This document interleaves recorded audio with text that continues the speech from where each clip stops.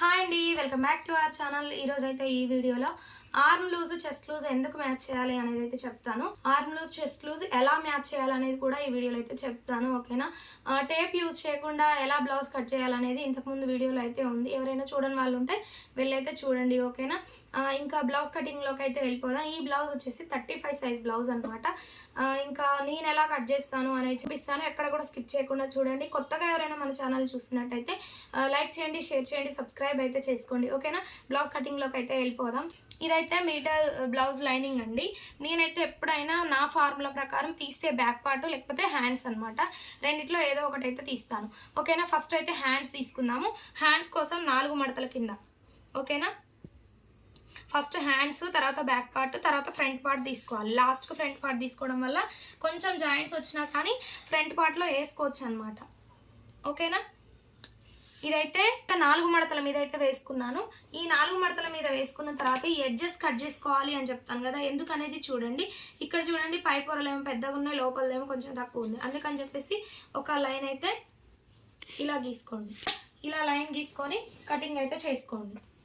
అంటే ఎడ్జెస్ సమానంగా ఉండే వరకు చూసుకొని ఎక్కడి వరకు అయితే సమానంగా ఉన్నాయో అక్కడికి లైన్ గీసుకోవాలన్నమాట. ఓకేనా? ఇప్పుడు చూడండి, 4 పొరలు కూడా సమానంగా ఉన్నాయి. ఓకేనా? ఇలా గీసుకున్న తర్వాత ఏం చేస్తారు అంటే ఒక పావించుకు మార్కింగ్ చేసుకోండి. ఓకేనా?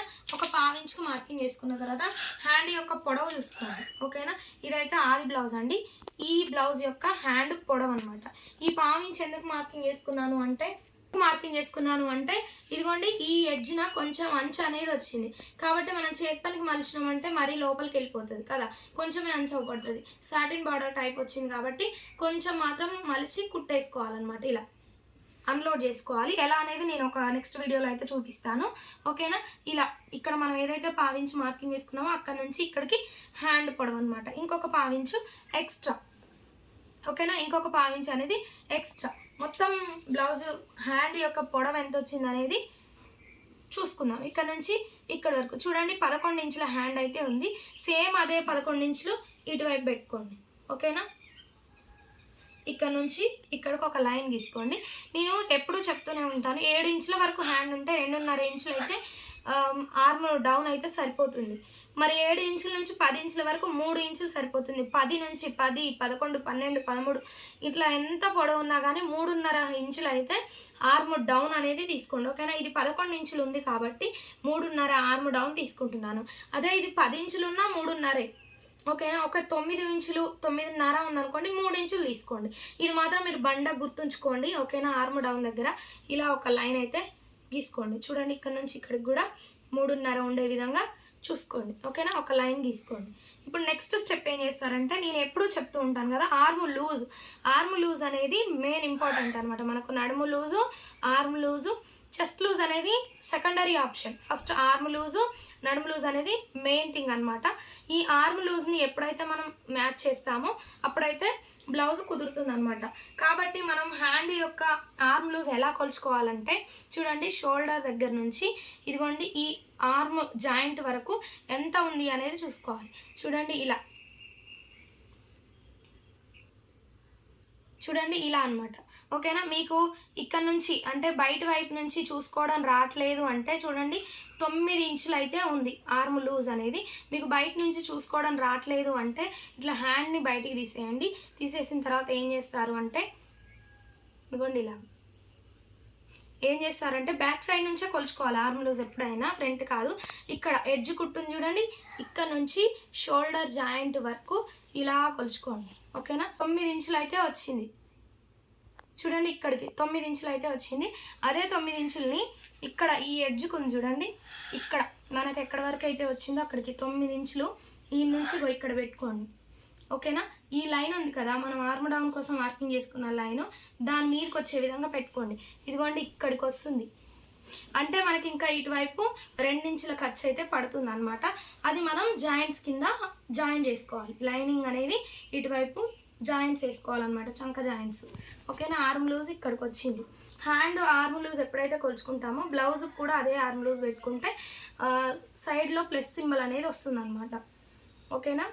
ఇక్కడ నుంచి 1.5 ఇంచుకు మార్కింగ్ చేసుకొని ఇలా ఓకేనా. ఇలా ఇంకొక 2 ఇంచులు అయితే ఇక్కడ వస్తుంది అనమాట. ఓకేనా. హ్యాండ్ లూజ్ మార్కింగ్ చేసుకోవాలి. ఇక్కడ నుంచి చూసుకొని ఎడ్జ్ కుట్టు ఎక్కడి వరకు అవుతుందో అక్కడికి మార్కింగు, ఇలా ఒక లైన్, ఒక 2 ఇంచులకు లైన్, ఇంత మనకు ఖర్చు అనేది పడుతుంది అనమాట ఇలా. ఓకేనా. ఇప్పుడు హ్యాండ్ షేప్ని అయితే కటింగ్ చేసుకుందాము.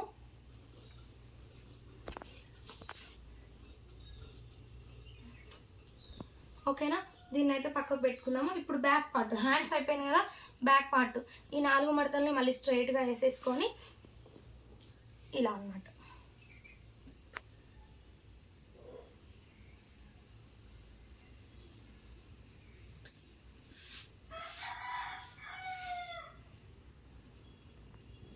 ఈ ఎడ్జెస్ కూడా సమానంగా ఉన్నాయా చూసుకోవాలి. ఇక్కడ కూడా కొంచెం కింది పొర చూడండి, కింది పొర అనేది కొంచెం లోపలికి ఉంది కదా, అందుకని 2 సమానంగా ఉండే విధంగా ఒక లైన్ గీసుకున్నాను. సమానంగా ఉన్న దగ్గరికి కటింగ్ అయితే చేసుకోవాలి. ఇలా కట్ చేసుకున్న తర్వాత ఒక 1/2 ఇంచు మార్కింగ్ చేసుకోవాలి. బ్లౌజ్ పొడవు చూసుకోవాలి. చూడండి ఇది బ్లౌజ్ పొడవు కదా, ఈ బ్లౌజ్ పొడవు చూసుకోవాలి. ఇలా ఇక్కడ నుంచి ఇక్కడ వరకు, అంటే షోల్డర్ నుంచి మిడిల్ డాట్ వరకు. మీరు డైరెక్ట్ ఇలా చూసుకున్నా ఓకే, ఇక్కడికి వచ్చింది ఒక 1/2 ఇంచు మార్కింగ్. లేకపోతే ఇలా టేప్తో ఇలా చూసుకున్నా ఓకే. ఓకేనా. 16 ఇంచులు వచ్చింది, అదే 16 ఇంచులు ఇలా మార్కింగ్ చేసుకొని ఒక 1/2 ఇంచ్ అనేది ఎక్స్ట్రా ఖర్చు కోసం అనమాట. ఓకేనా. ఎలా చూసుకున్నా ఒకే విధంగా వస్తుంది. డైరెక్ట్ బ్లౌజ్తో చూసుకున్నా ఓకే, లేకపోతే టేప్తో చూసుకున్నా ఓకే. నెక్స్ట్ ఏం చేస్తారంటే నడుము చుట్టు కొలత కొలుచుకోవాలి. ఓకేనా. ఇక్కడికి వచ్చేసరికి ఈ ఉక్స్ పట్టీని ఇలా మలుచుకోండి. ఓకేనా. ఇలా మలుచుకుంటే 34 ఇంచులు అయితే వచ్చింది. ఈ 34 ఇంచుల్ని 4 భాగాల కింద మడతేసుకోవాలన్నమాట. ఇదిగోండి ఇలా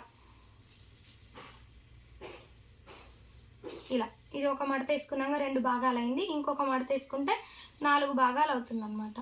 4 భాగాల మీద 9 ఇంచులు వచ్చింది, పావు తక్కువ 9 ఇంచులు వచ్చింది. పావు తక్కువ 9 ఇంచుల్ని ఇక్కడ మార్కింగ్ చేసుకొని ఒక 1 ఇంచు డాట్స్ కోసం మార్కింగ్ చేసుకోవాలి. 2 ఇంచులు ఖర్చు అనమాట. ఓకేనా. మొత్తంగా మనకు 12 ఇంచులు వచ్చింది. అదే 12 ఇంచుల్ని ఇక్కడ మార్కింగ్ చేసుకున్నాం, ఒక 1/2 ఇంచు తక్కువ అంతే. ఓకేనా. కొంచెం దూరంలో ఇక్కడికి కొంచెం దూరంలో అదే 12 ఇంచులు మార్కింగ్ అయితే చేసుకున్నాం. ఓకేనా. ఇది 34 నెంబర్ సైజ్ బ్లౌజ్ కాబట్టి నేను 30కి పైకి ఉన్న వాళ్ళందరికీ 5.5 పెట్టమని చెప్పాను కదా షోల్డరు. ఈమెకు కూడా అంతే 5.5 షోల్డరు, అందులో 2 ఇంచులు నెక్ అనమాట. ఓకేనా.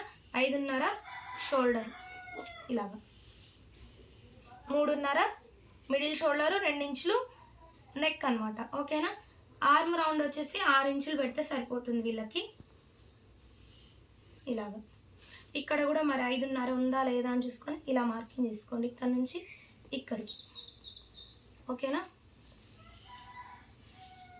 లైన్లు క్రాస్ పోకుండా ఇలా చూసుకోండి. ఇక్కడ ఎంత ఉందో అక్కడ కూడా అంతే పొడవు చూసుకొని ఇలా మార్కింగ్ చేసుకోండి. నెక్స్ట్ ఏం చేస్తారంటే ఇక్కడ ఒక 1 ఇంచుకి ఇలా మార్కింగ్ చేసుకొని రౌండ్ అనేది ఇలా తిప్పుకోండి. ఓకేనా. ఇలా రౌండ్ తిప్పుకున్న తర్వాత ఇక్కడ మనం 2 ఇంచుల ఖర్చు అనేది పెట్టుకున్నాం కదా, ఇక్కడ కూడా అదే 2 ఇంచుల ఖర్చు అనేది పెట్టుకుందాము. చెస్ట్ లూజు మీకు చూసుకోవడం రాదు అని అంటే చాలా వరకు నెక్ తక్కువ ఉన్న వాళ్ళకు చెస్ట్ లూజ్ అనేది మార్కింగ్ చేసుకోవాల్సి వస్తుంది. ఓకేనా. మీకు చెస్ట్ లూజ్ ఖచ్చితంగా చూసుకోవాలి, చెస్ట్ లూజ్ లేకపోతే మాకు బ్లౌజ్ కుదరదు అనుకునే వాళ్ళకు ఇక్కడ నెక్ పొడవు ఎంత ఉందో, ఇక్కడ పైకప్పు పొడవు ఎంత ఉందో ఇక్కడ కూడా అదే 6 ఇంచుల దగ్గర ఒక మార్కింగు, ఇక్కడ కూడా అదే 6 ఇంచులు, మధ్యలో 6 ఇంచులు ఉంది కదా, ఇక్కడ సేమ్ ఇలా మలుచుకోండి. ఇలా మలుచుకొని ఇట్లా పట్టుకోండి.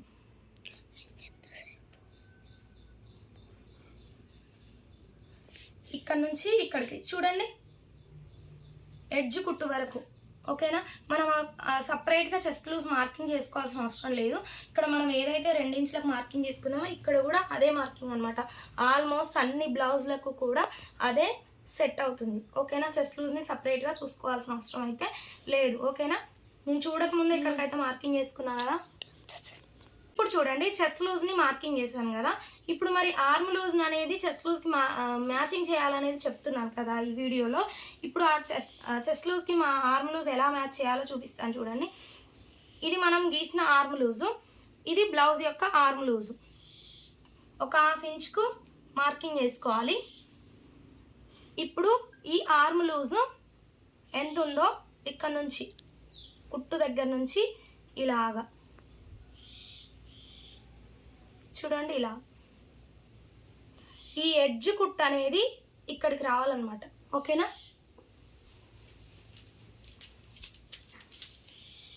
మనం ఆర్మ్ లూజ్ చూసుకుంటే 9 ఇంచులు వచ్చింది కదా. మీకు బ్లౌజ్తో చూపిస్తే అర్థం కాకపోతే ఆర్మ్ లూజ్ అనేది 9 ఇంచులు వచ్చింది కదా. అదే 9 ఇంచులు ఇలా చూసినా రావాలన్నమాట. ఓకేనా, మనం ఏదైతే చెస్ట్ లూజ్ మార్కింగ్ చేసుకున్నామో అక్కడి వరకు ఈ ఆర్మ్ లూజ్ అనేది 9 ఇంచులు రావాలి.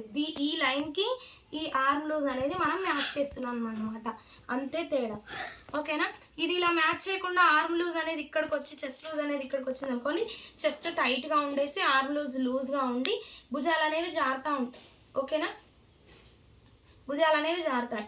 లేదు చెస్ట్ లూజ్ ఇక్కడికి వచ్చి ఆర్మ్ లూజ్ అనేది ఇక్కడ ఉందనుకోండి, ఆర్మ్ లూజ్ ఇక్కడికే 9 వచ్చింది అనుకోండి, అప్పుడు చెస్ట్లో ఇక్కడ ముడతలు అనేవి వస్తాయి. ఓకేనా, మీకైతే అర్థమైందనే అనుకుంటున్నా. ఇప్పుడు బ్యాక్ పార్ట్ని కటింగ్ అయితే చేసుకుందాం.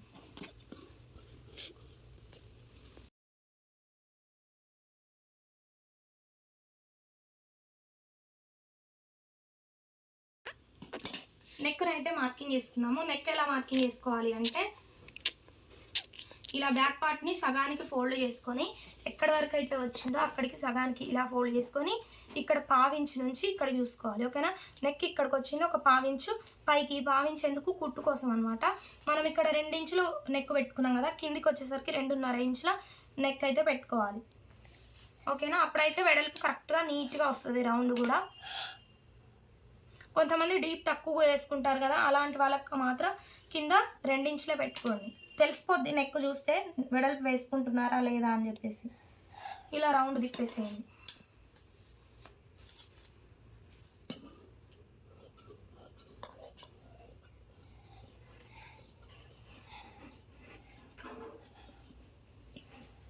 ఇలా నెక్ కూడా కట్ చేసినాం కదా.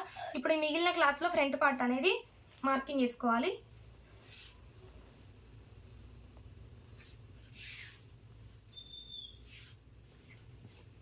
ఇలా నీట్గా అనుకొని మనం కట్ చేసిన ఏదైతే బ్యాక్ పార్ట్ ఉందో ఆ బ్యాక్ పార్ట్ని ఇలా క్రాస్గా వేసుకోవాలన్నమాట. ఓకేనా,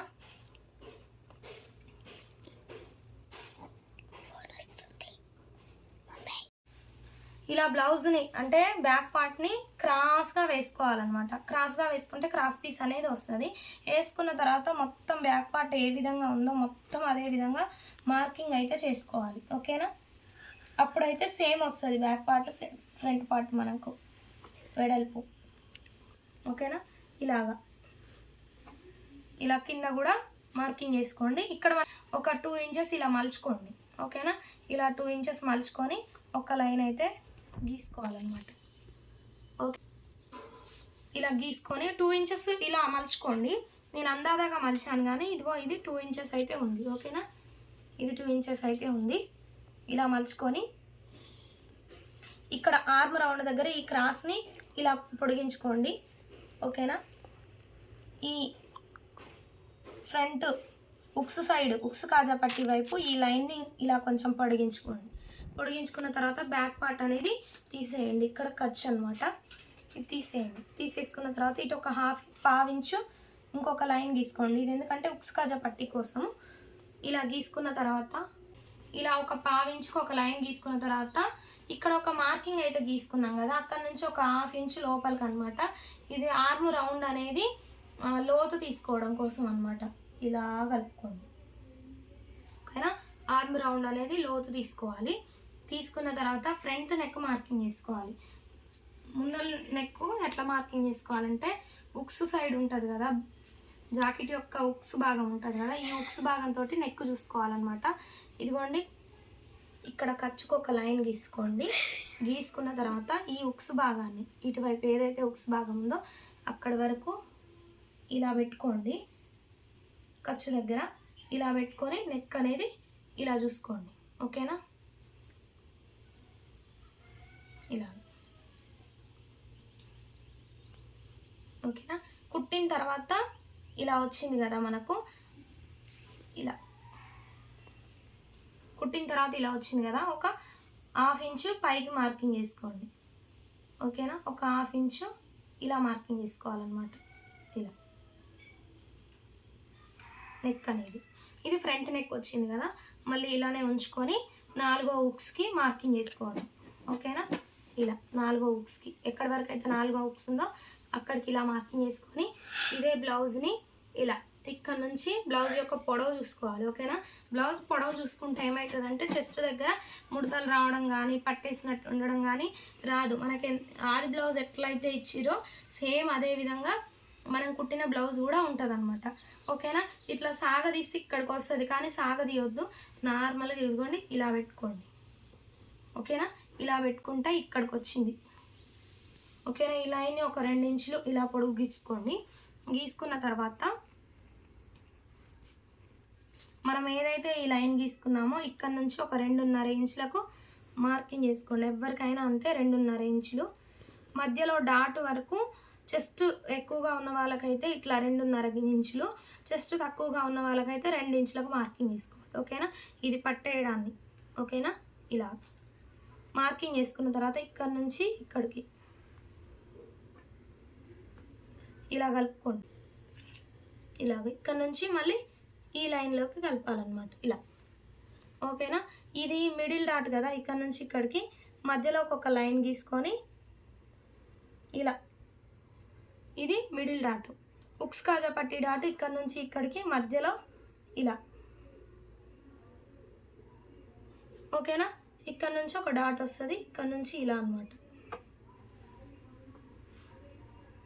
ఇక్కడ ఇక్కడ ఇక్కడ ఇలా ఫ్రంట్ పార్ట్ అనేది ఇంత ఈజీ అన్నమాట.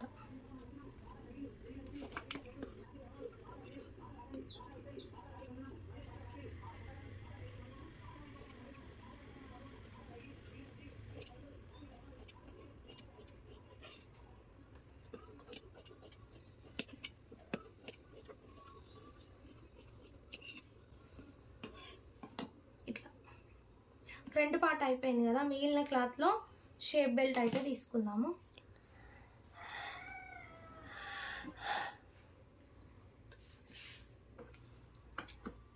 షేప్ బెల్ట్ అనేది బ్యాక్ పార్ట్ వెడల్పు ఎంత ఉందో సేమ్ అదే వెడల్పు పెట్టుకోవాలి. ఓకేనా? పొడవు వచ్చేసరికి ఉక్సు వైపు ఏమో 3.5 ఇంచులు,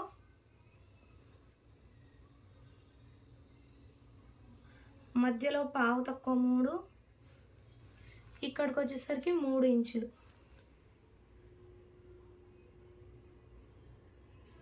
ఇలా